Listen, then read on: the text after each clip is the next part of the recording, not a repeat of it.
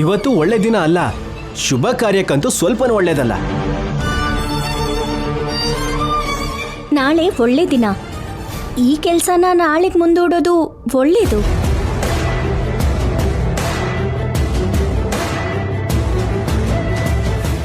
ಇವತ್ತು ಒಂದಿನ ಕಾಯೋದ್ರಿಂದ ಯಾವ ನಷ್ಟನೂ ಆಗೋದಿಲ್ಲ ಅಂತ ನನ್ನ ಭಾವನೆ. ಆಮೇಲೆ ನಿಮ್ಮಿಷ್ಟ. ಅವನಿ ಹೇಳಿದ್ದು ಸರಿಯಾಗೇ ಇದೆ.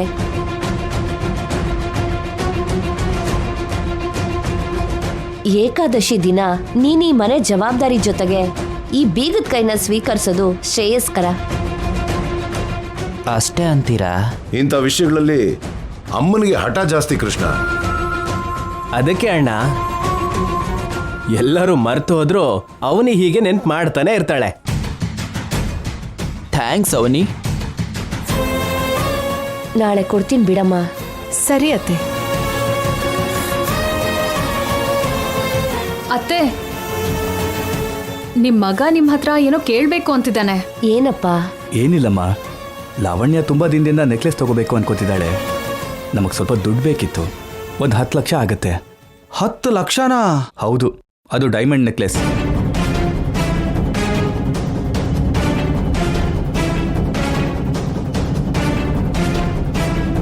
ನನಗೂ ಕೂಡ ತುಂಬಾ ದಿನದಿಂದ ಬಂಗಾರದ ಉಡ್ದಾರ ಮಾಡಿಸ್ಕೋಬೇಕು ಅಂತ ಅನಿಸ್ತಿದೆ.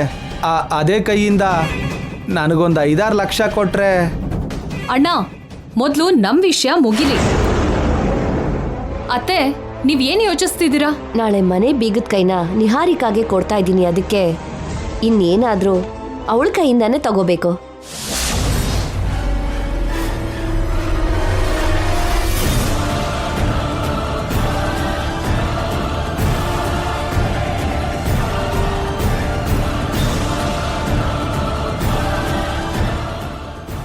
ಒಬ್ರೇನೋ ಮನೆಗ್ ಮಗಳು, ಒಬ್ರೇನೋ ದೊಡ್ಡ ಸೊಸೆ.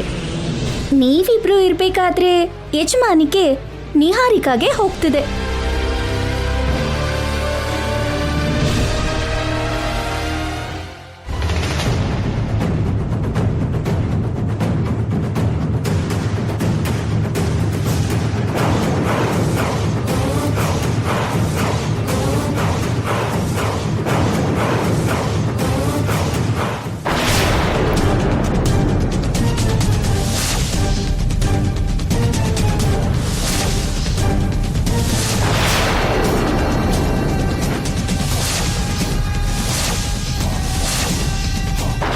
ಇವತ್ತು ಹೇಗೋ ಅಡ್ಡ ಬಂದೆ, ನಾಳೆನು ಹೇಗೆ ಅಡ್ಡ ಬರ್ತೀಯ ಅಂತ ನಾನು ನೋಡ್ತೀನಿ. ನೋಡೋಣ.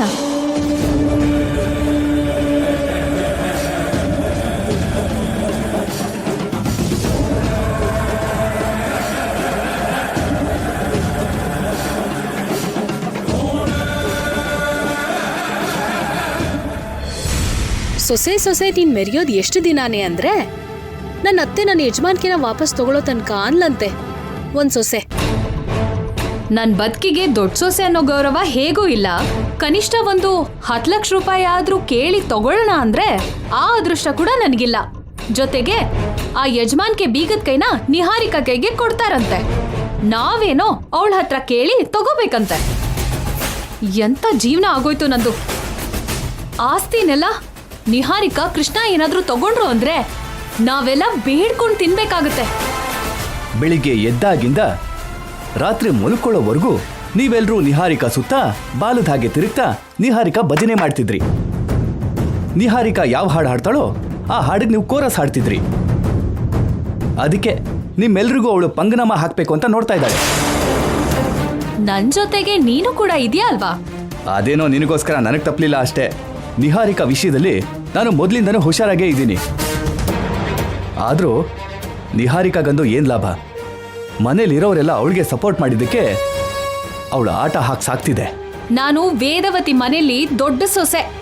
ನನ್ ಜಾತಕ ಸೆಟ್ ಆಗ್ಲಿಲ್ಲ ಅಂದಿದ್ದಕ್ಕೆ ನಾನ್ ಪೂಜೆ ಮಾಡೋದಕ್ಕೆ ಪ್ರಸಾದ ಮಾಡೋದಕ್ಕೆ ಕೆಲ್ಸಕ್ಕೆ ಬಾರದೇ ಇರ್ಬೋದು. ಅಷ್ಟು ಮಾತ್ರಕ್ಕೆ ನನಗೆ ಯಜಮಾನಿಕೆ ಗೌರವ ಸಿಗ್ಲಿಲ್ಲ ಅನ್ನೋ ಮಾತು ಬಂದ್ರೆ ನಾನ್ಯಾಕೆ ಸುಮ್ಮನಿರ್ತೀನಿ? ದೊಡ್ಡ ಸೊಸೆ ಮನ್ಸ್ ಮಾಡಿದ್ಲು ಅಂದ್ರೆ ದೊಡ್ಡ ಪ್ರಳಯನೇ ಸೃಷ್ಟಿ ಮಾಡ್ತಾಳೆ ಅಂತ ನನ್ನ ಅಸಲಿ ರೂಪನ ತೋರಿಸ್ತೀನಿ. ನಾಳೆ ನಿಮ್ಮಮ್ಮ ನಿಹಾರಿಕಾಗೆ ಬೀಗದ ಕೈ ಕೊಡೋ ಸಮಯದಲ್ಲಿ ಮನೆ ಗೋಡೆ ಒಡೆದೋಗೋ ಹಾಗೆ ದೊಡ್ಡ ಜಗಳ ಮಾಡ್ತೀನಿ. ನೀನೇನೇ ಮಾಡಿದ್ರು ನಿನ್ ಸಪೋರ್ಟ್ಗೆ ನಾನು ಇರ್ತೀನಿ ಲಾವಣ್ಯ.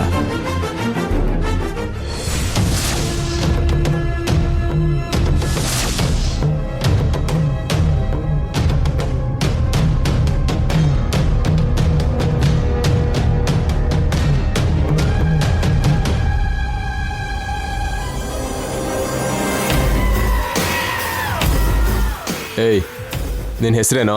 ಭರತಣ್ಣ. ಆರ್ಟಿಸ್ಟಾ? ಇಲ್ಲ ಅಣ್ಣ. ಮತ್ತೆ ಈ ಹುಡುಗಿ ಚಿತ್ರ ಯಾಕೆ ಬಿಡಿಸಿದ್ಯಾ? ಈ ಹುಡುಗಿ ನನ್ನ ಲವ್ವರ್ ಅಣ್ಣ. ಇಷ್ಟು ಕೆಟ್ಟದಾಗಿದ್ದಾಳ?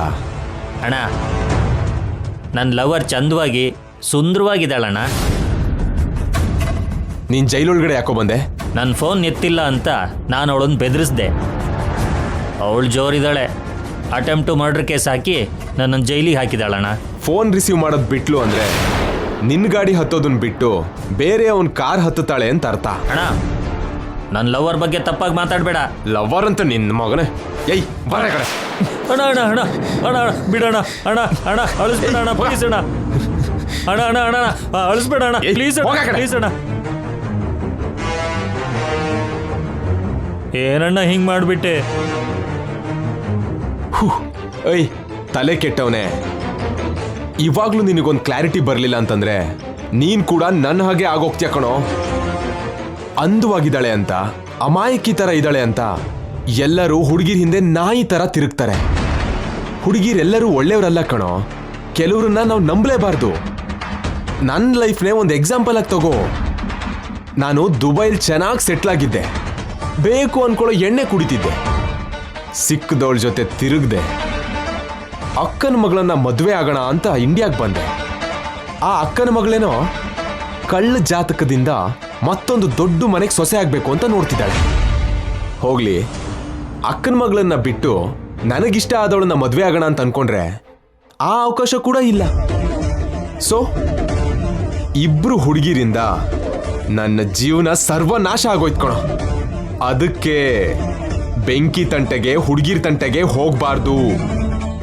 ಅರ್ಥ ಆಯ್ತಾ?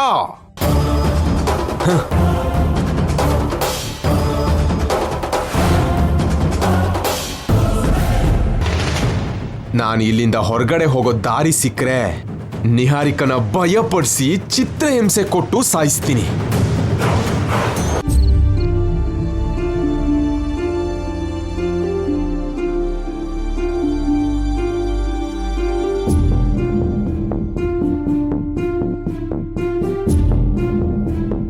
ಅಮ್ಮ. ಏನಮ್ಮ?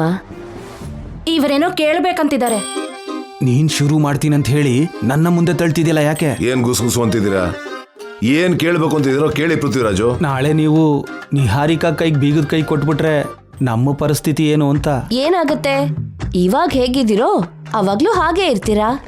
ಅದಲ್ಲಮ್ಮ, ಈಗೇನೋ ನಾವು 5-10 ಬೇಕು ಅಂದ್ರೆ ಅಮ್ಮ ಅಪ್ಪ ಅನ್ನೋ ಸಲಹೆಯಿಂದ ನಾನು, ಅತ್ತೆ ಮಾವ ಅನ್ನೋ ಸಲಹೆಯಿಂದ ನಮ್ಮ ಯಜಮಾನ್ರು ಕೇಳ್ತಾ ಇದೀವಿ. ನಿಹಾರಿಕಾ ವಯಸ್ಸಲ್ಲಿ ಚಿಕ್ಕವಳು, ಅವಳ ಹತ್ರ ನಾವು ಹೇಗ್ ಕೇಳಕ್ಕಾಗುತ್ತೆ? ಹೌದು ಅತ್ತೆ, ಎಷ್ಟೇ ನಾನ್ ಮನೆ ಅಳಿಯ ಆಗಿದ್ರು ಎಲ್ರ ಹತ್ರನೂ ಕೈ ಚಾಚಕ್ ಆಗಲ್ಲ ಅಲ್ವಾ? ಕೈ ಚಾಚಬೇಕು ಅಂತ ಯಾಕೆ ಅನ್ಕೋಬೇಕು ಪೃಥ್ವಿರಾಜು? ನಿಹಾರಿಕಾ ನಮ್ಮನೆ ಸದಸ್ಯ ಆಗ್ತಿದ್ದಾಳಲ್ಲ. ನಿಮ್ಗೆ ಹೇಳೋಕೆ ಸುಲಭನೇ ಮಾವ. ಅದು ಆಚರಣೆಗೆ ಬರೋ ಅಷ್ಟೊತ್ತಿಗೆ ಅಷ್ಟು ಆಹ್ಲಾದಕರ ವಾತಾವರಣದಲ್ಲಿ ನಡೆಯಲ್ಲ. ದಯವಿಟ್ಟು ಅರ್ಥ ಮಾಡ್ಕೊಳ್ಳಿ. ಹೌದಪ್ಪ, ಯಾವುದೇ ವಿಷಯದಲ್ಲಾದ್ರೂ ತುಂಬಾನೇ ಯೋಚನೆ ಮಾಡುವಂತ ನೀವು ಈ ವಿಷಯದಲ್ಲಿ ಮಾತ್ರ ಅನಾವಶ್ಯಕವಾಗಿ ನಿರ್ಧಾರ ತಗೋತಿದ್ದೀರಾ ಅನ್ನಿಸ್ತಿದೆ. ಅಣ್ಣ ಅದಕ್ಕೆ ಅಕ್ಕ ಭಾವ ಕರೆಕ್ಟ್ ಪಾಯಿಂಟ್ ಹೇಳಿದ್ರು ಅಪ್ಪ.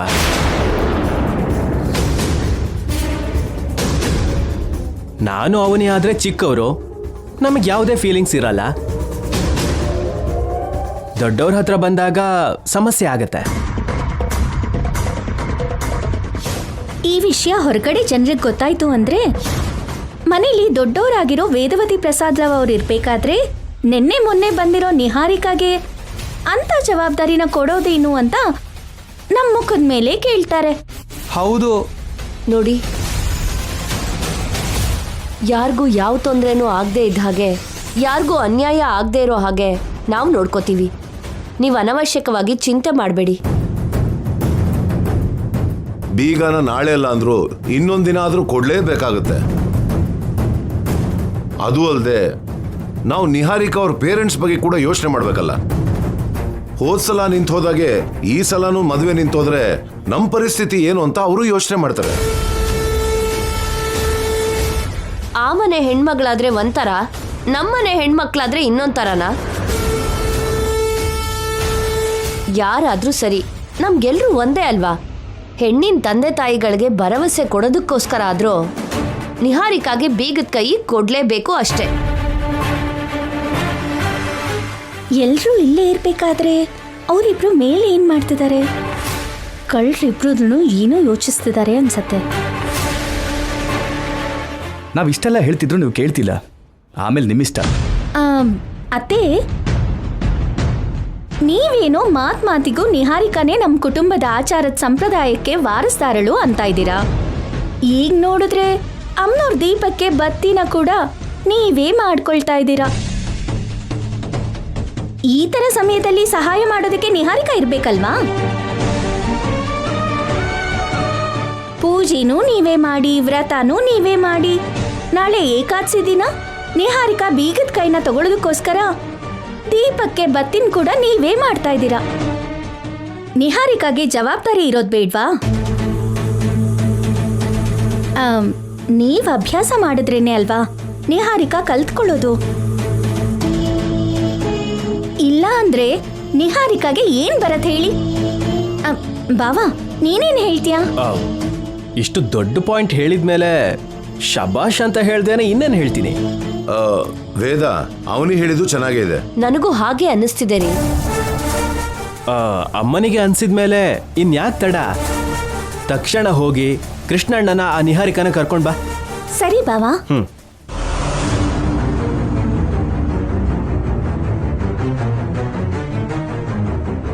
ನಿಹಾರಿಕಾ ಕೃಷ್ಣ ರೂಮ್ ಒಳಗೆ ಹೋಗೋದನ್ನ ನೋಡಿದಾಳೆ ಅನ್ಸುತ್ತೆ, ಅದಕ್ಕೆ ಹೀಗೆ ಸ್ಕೆಚ್ ಹಾಕಿದಾಳೆ.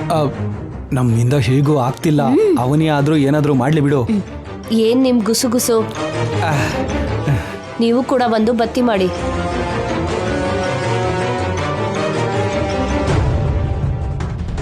ಹೇಗಾದ್ರೆ ಏನು, ಒಟ್ನಲ್ಲಿ ನಾವು ಅನ್ಕೊಂಡಿರೋ ಕೆಲಸನ ಸಕ್ಸಸ್ಫುಲ್ ಆಗಿ ಮಾಡಿದ್ವಿ. ಬೆಳಗ್ಗೆ ಆದ್ರೆ ಬೀಗದ ಕೈ ನಿನ್ ಕೈಗೆ, ಯಜಮಾನಿಕೆ ಈಗ ನಿನ್ ಕೈಯಲ್ಲಿದೆ. ಹೌದು ಕೃಷ್ಣ, ನೀನ್ ನನ್ನ ಲೈಫಿಗೆ ಬಂದ್ಮೇಲೆ ನನ್ನ ಜೀವನನೇ ಟರ್ನ್ ಆಗಿ ಹೋಯ್ತು. ಅಧಿಕಾರ ನಿನ್ ಕೈಗೆ ಬಂದ್ಮೇಲೆ ನನ್ನ ಕೀಳಾಗಿ ನೋಡಲ್ಲ ಅಲ್ವಾ? ಚಚೆ, ನಾನ್ಯಾಕೆ ಹಾಗೆ ನೋಡ್ತೀನಿ? ಏನೋ ನೀನು ಕೂಡ ನಂತರ ಬುದ್ಧಿವಂತೆ ಅಲ್ವಾ, ಅದಕ್ಕೆ ಸ್ವಲ್ಪ ಅನುಮಾನನೇ ಇದೆ. ಅತ್ತೆಗೆ ಎಲ್ಲಾ ರೈಟ್ಸ್ ಇದ್ರೂ ಕೂಡ ಮಾವ ಯಾವಾಗ್ಲೂ ಪಾರ್ವತಿ ಪಕ್ಕದಲ್ಲಿರೋ ಶಿವನ್ ಹಾಗಿರ್ತಾರೆ ಅಲ್ವಾ? ನೀನ್ ಕೂಡ ನನ್ನ ಪಕ್ಕದಲ್ಲಿ ಹಾಗೆ ಇರ್ತೀಯ. ಕೇಳೋದಕ್ಕೆ ಚೆನ್ನಾಗೇ ಇದೆ. ನಿಹಾ, ಮೊದಲೇ ಹೇಳ್ತಾ ಇದ್ದೀನಿ, ದುಡ್ಡಿಗೂ ಎಂಟರ್ಟೈನ್ಮೆಂಟಿಗೂ ನನಗೆ ಯಾವುದೇ ತರಹದ ತೊಂದರೆ ಇರಬಾರ್ದು. ನಿನ್ಗೆ ದುಡ್ಡು ಬೇಕು ಅಂದ್ರೆ ನನ್ನನ್ನು ಕೇಳು, ಕೊಡ್ತೀನಿ. ಅದನ್ ಬಿಟ್ಟು ಚೀಪ್ ಆಗಿ ಕಳ್ತನ ಮಾತ್ರ ಮಾಡಬೇಡ, ನನ್ನ ಮರ್ಯಾದೆ ಹೋಗುತ್ತೆ. ಅರ್ಥ ಆಯ್ತಾ? ಅರ್ಥ ಆಯ್ತು ಬಂಗಾರ. ಮತ್ತೆ ಈ ಶುಭ ಸಂದರ್ಭದಲ್ಲಿ ನನಗೇನು ಇಲ್ವಾ? ಏನಿಲ್ವಾ ಅಂದ್ರೆ? ಸ್ವಲ್ಪ ಹೊತ್ತು ಹಾಗೆ ಮುತ್ತು ಏನಾದ್ರು?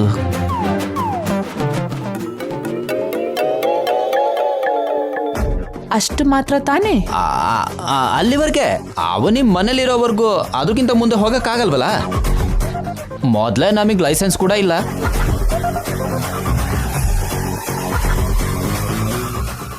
ಸರಿ, ಹಾಗಾದ್ರೆ ಹೌದಾ? ಏ, ಯಾಕೆ ಇಷ್ಟೊಂದು ಅವಸರ? ಬಾಗ್ಲು ಓಪನ್ ಆಗೇ ಇದೆ, ಮೊದಲು ಹೋಗಿ ಕ್ಲೋಸ್ ಮಾಡಿ ಬಾ. ಈಗಲೇ ಬಂದ್ಬಿಡ್ತೀನಿ.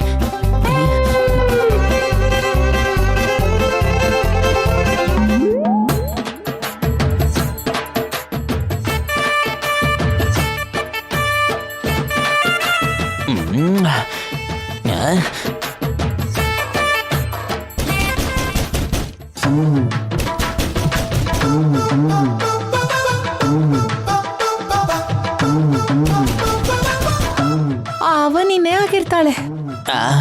ನಾನು ಬಚ್ಚಿಟ್ಕೊಳ್ಳ? ಏ, ಬೇಡ ಬೇಡ, ನಮ್ಮ ಮೇಲೆ ಇನ್ನೊಂದಷ್ಟು ಚಾಡಿ ಹೇಳ್ತಾಳ. ಆಮೇಲೆ ನೀನು ಹೋಗಿ ಬಾಗ್ಲು ತೆಗಿ. ಏನೋ ಕೆಲಸ ಇತ್ತು ಅದಕ್ಕೆ ಬಂದೆ ಅಂತೀನಿ.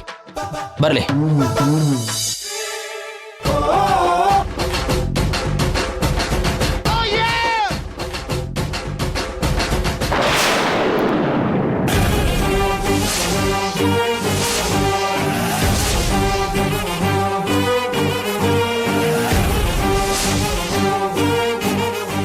ಏನು? ಇಬ್ರು ಒಂದೇ ರೂಮಲ್ಲಿ ಇರಬಾರ್ದು ಅಂತ ಅತ್ತೆ ಆರ್ಡರ್ ಮಾಡಿದ್ರು ಅಲ್ವಾ? ಕೆಲಸ ಇತ್ತು ಅವನಿ. ಈಗ ತಾನೇ ಹೊರಗಡೆ ಹೋಗೋಣ ಅನ್ಕೊಂಡೆ, ಅಷ್ಟರಲ್ಲಿ ನೀನು ಬಂದ್ಬಿಟ್ಟೆ. ಆದ್ರೂ ನೀನೇನು ಯಾವಾಗ ಬೇಕೋ ಆವಾಗ ಅಮ್ಮನವ್ರ ಹಾಗೆ ಪ್ರತ್ಯಕ್ಷ ಆಗ್ತಾ ಇರ್ತೀಯ? ನೀನ್ ಹೇಳಿದ್ದು ನಿಜಾನೇ. ನಾನು ಈ ಮನೇಲಿ ಪ್ರತ್ಯಕ್ಷವಾಗಿ ದರ್ಶನ ಕೊಡೋ ಅಮ್ನೋರೇನೆ. ಆ ಅಮ್ನೋರೇ ನನಗ್ ಹಾಗೆ ಆಶೀರ್ವಾದ ಮಾಡಿದಾಳೆ. ಅಷ್ಟಕ್ಕೂ ಇಲ್ಲಿಗೆ ಯಾಕೆ ಬಂದೆ?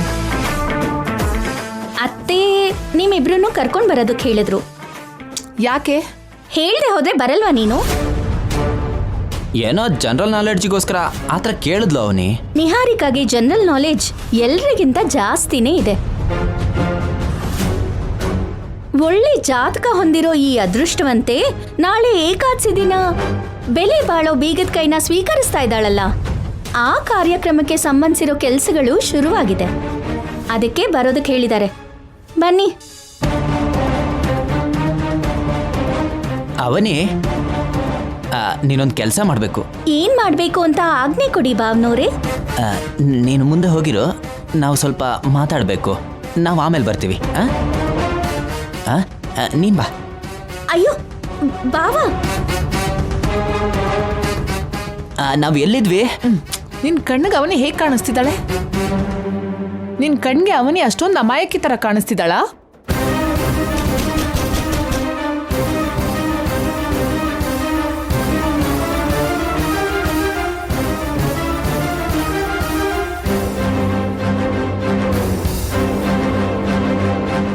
ಏನು?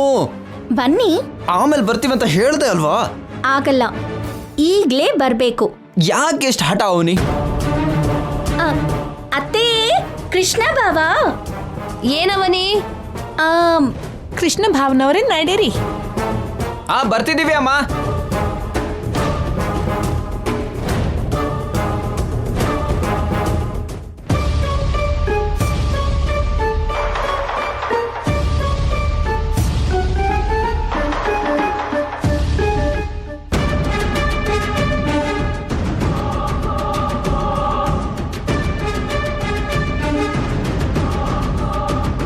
ಅಮ್ಮ ಕರ್ದೆ ಅಂತೆ.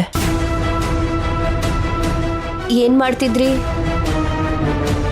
ಇಬ್ರು ಒಂದೇ ರೂಮಲ್ಲಿ ಇದ್ರು ಅತ್ತೆ.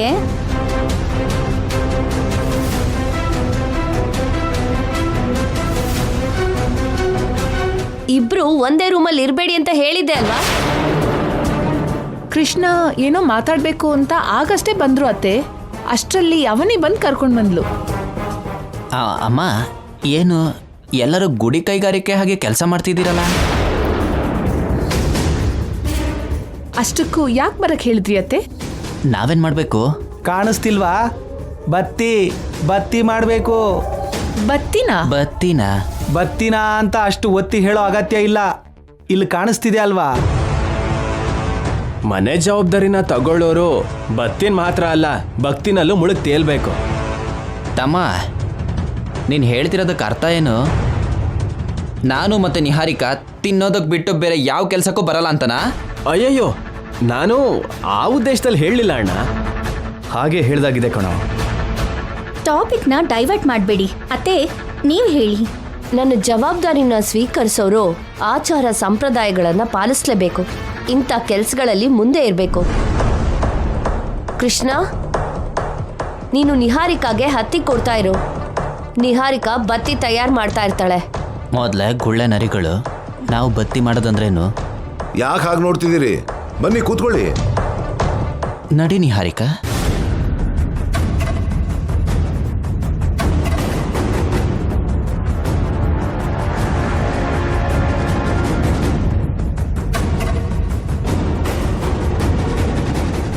ತಗೋ. ಯಾಕಷ್ಟು? ಬ್ಯಾಂಡೇಜ್ ಕಟ್ಕೊಳ್ಳೋದಕ್ಕ? ಅಲ್ಲ ಬಾಬಾ, ಬತ್ತಿ ಬತ್ತಿ ಮಾಡೋದಕ್ಕೆ. ಹಾಗಾದ್ರೆ ಸ್ವಲ್ಪ ಸ್ವಲ್ಪನೇ ಕೊಡಬೇಕು ಹೀಗೆ. ಸರಿ ಬಾಬಾ.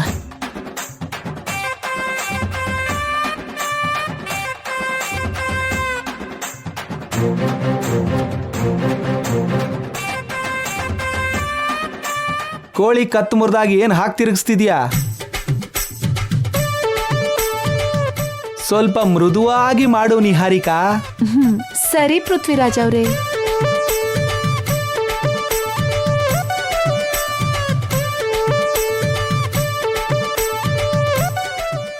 ನಿಹಾರಿಕಾ ಆಗ್ಲೇ ಒಂದು ಮಾಡಿದ್ಲು ಅನ್ಸುತ್ತೆ.